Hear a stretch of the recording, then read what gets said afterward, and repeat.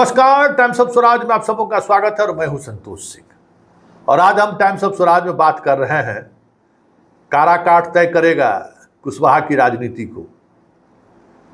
क्योंकि जो राजनीति कुशवाहा ने इस बार प्रदेश में खेला है, देखिए एक बात कह देते हैं, बंदर का झुंड में जो है कोई बंदर अगर बिछड़ जाता है तो चाहे कितना भी लिपस्टिक लगा के चलाए, कितना चिपस्टिक लगा के चलाए, एकदम पूरा बाल संभार के आ जाए, कभी भी बंदर अपने साथी के झुंड में शामिल नहीं होने देता। बड़ी मार होता है उसके लिए, समझ गए, कभी शामिल नहीं होने देता है।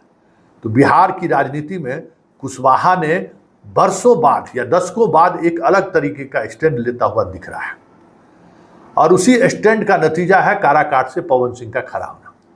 हमारी बात हो रही थी कि पवन सिंह के अचानक खड़ा होने की बात कहाँ से आई, कैसे ये, इसका इनसाइड स्टोरी क्या है। इसको तो आसनसोल से टिकट मिल गया था, बहुत सारी बात। तो बीजेपी के तरफ से ही लाख ये कह दें उपेंद्र कुशवाहा कि लालू यादव ने खड़ा किया है, जहाँ तक हमें जानकारी है ये पहल बीजेपी के तरफ से ही हुई थी, ताकि औरंगाबाद में जिस तरीके से कुशवाहा मतलब अपने गठबंधन को छोड़कर राजद के प्रत्याशी के पीछे दीवाना बने हुए थे, उस पर ब्रेक लगाया जाए। और ये कोशिश हुई भी, अंतिम क्षण तक कोशिश हुई कि आप औरंगाबाद में वोट दीजिए, हम आपको काराकाट में वोट देंगे। याद करिए कि ठीक क्लाइमेक्स पर जब था औरंगाबाद का चुनाव, तब पवन सिंह की एंट्री हुई थी। तो ये एक ऊपर लेवल पर कंसेशनस बनाने की कोशिश हुई थी कि हम एक दूसरे का वोट ट्रांसफर कराएंगे। और उसी सिलसिले में याद होगा कि औरंगाबाद में उपेंद्र कुशवाहा ने अपनी सक्रियता बढ़ा दी थी कुशवाहा गांव में, और कुशवाहा गांव में इनडायरेक्टली उन्होंने ये बातें कही भी थी कि हम लोग एक दूसरे को वोट करेंगे, हम लोग दोनों आदमी जीत कर जाएंगे। लेकिन औरंगाबाद के कुशवाहा ने इस बात को मानने से साफ इस नैरेटिव को चलने ही नहीं दिया। इस वोट के आदान प्रदान की जो एक रणनीति बनाई गई थी, उस रणनीति को लोगों ने हवा निकाल दी। तो फिर पवन सिंह को खड़ा करने वाले जो लोग थे या जो पवन सिंह के साथ खड़े हुए लोग थे, उन्होंने अंगद की तरफ पैर जमा दिया है। और पैर जमा दिया तो जिस तरीके से पवन सिंह के साथ, देखिए औरंगाबाद में जो सबसे बड़ा राजपूत का कॉन्स्टिट्यूंसी था नवीनगर, वो अब काराकाट में आ गया है।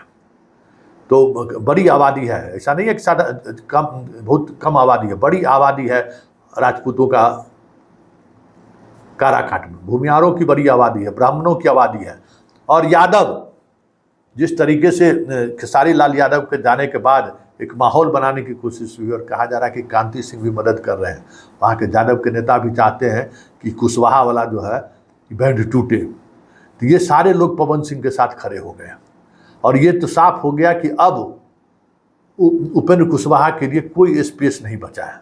पूरी कोशिश हुई, राजनाथ सिंह भी पहुँच गए कि भाई किसी तरीके से, लवली आनंद भी पहुंची कि अब हो गया, जितना नाच तमाशा होना था अब कर लिए, अब पवन सिंह जी अब छोड़ दीजिए, उपेंद्र कुशवाहा को जाने दीजिए संसद। लेकिन एक नहीं चली। वजह, पूरे बिहार में कुशवाहा ने जो राजनीति साधी है, उस राजनीति की वजह से वहाँ के लोग कहीं न कहीं कुशवाहा को सबक सिखाने की ठान रखी है। उसका असर भले ही जिस कंस्टिट्यूंसी पर पड़ना हो, आरा में कह रहे हैं कि आरा में इस वजह से आर.के. सिंह संकट में है, तो वो पड़ जाए, लेकिन काराकाट में क्योंकि उपेंद्र कुशवाहा का एक चेहरा है, और सामने वाले जो माले वाले जो प्रत्याशी हैं, उनकी ऐसी छवि नहीं है कि वो अगर सांसद बन गए तो क्षेत्र में कोई तनाव होगा। उनको लोग उस दौर में उनके साथ थे 95 में, जब लालू यादव के शासनकाल में सीधे तौर पर नरसंहार का सिलसिला शुरू हो गया था। उस वक्त माले के विधायक के रूप में उनको लोग चुनाव जिताए थे, और 2005 तक लगातार 10 वर्ष तक रहे, और उस इलाके में एक भी घटना नहीं घटी। न माओवादी वहाँ जा रहे थे, न रणवीर सेना के लोग उनके कंस्टिट्यूंसी में जा रहे थे। तो इनका पूरा पॉलिटिक्स समन्वय का पॉलिटिक्स रहा है, भाकपा माले की जो प्रत्याशी हैं। इस वजह से सवर्णों में ये डर भी नहीं है कि माले आ जाएगा तो हम क्या होगा। एक डर की बात है ना, जो डर आपको आरा में दिख रहा है, उस वजह से काफ़ी सुकून महसूस हो रहा है आर.के. सिंह को।